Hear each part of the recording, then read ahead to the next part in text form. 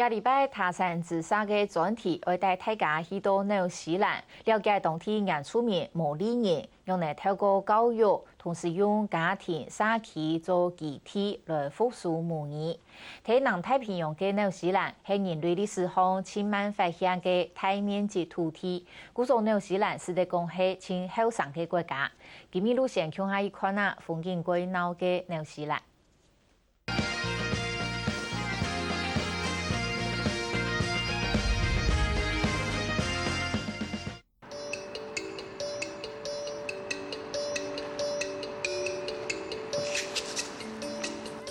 那路係本人看嚟心情改好嘅綠地，天改發人改少嘅紐西蘭，面積有台灣嘅7.5倍，人口差搶眼人嘅1/5，冇到440萬，差唔多都係台灣客家人口。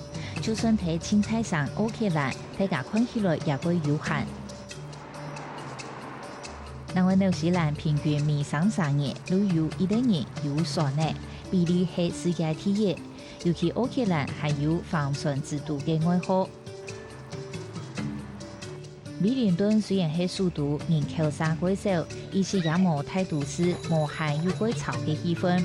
大家如果遊山，也用嘅泰國韓國泰風嘅有請人哋上船向下去紐留下。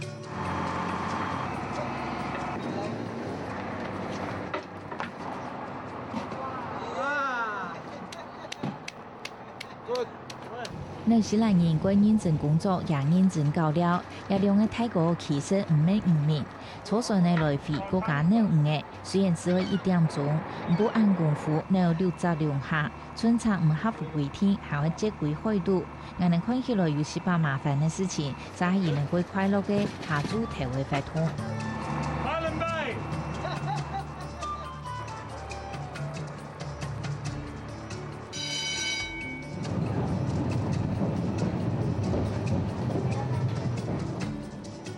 環境熱鬧，生活悠閒。紐西蘭唔單止受到遊客嘅歡迎，咪上來許多移民。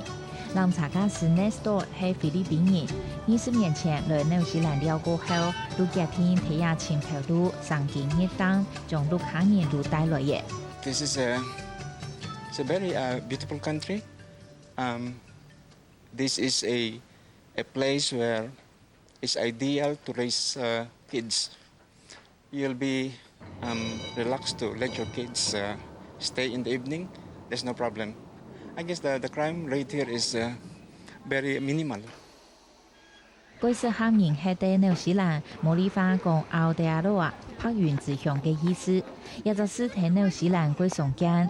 然後對遊客嘅歡迎詞茉莉花嘅巧啦，睇冬天也係沙沙路會講嘅。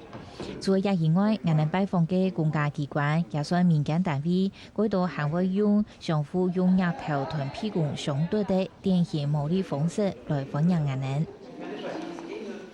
We also knew that one of the things that New Zealand was very good at was they leave New Zealand, and the government even did it, when they go out for expos to other countries, both for business, anything, tourism.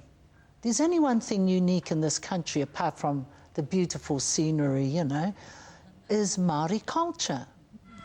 Because you don't find Māori culture all over the world. And so we knew, and we force it. It's true, in our culture, you need the language that goes with the culture.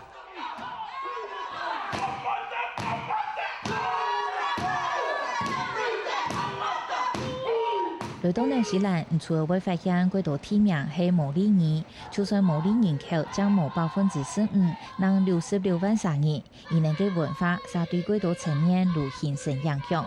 客家新聞馮蔭生5日用睇紐西蘭嘅採訪報道。